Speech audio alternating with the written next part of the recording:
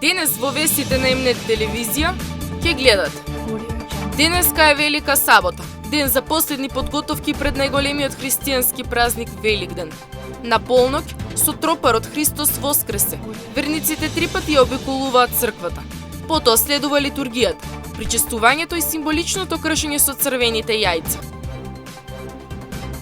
Без своите деца и внуци, ќе помине и овој Великден за многумина Штипјани. Семејствата се во странство.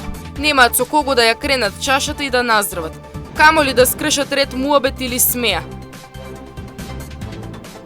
Со смеа, джагор, песни и игри денес одекнуваше зоопаркот Бриони.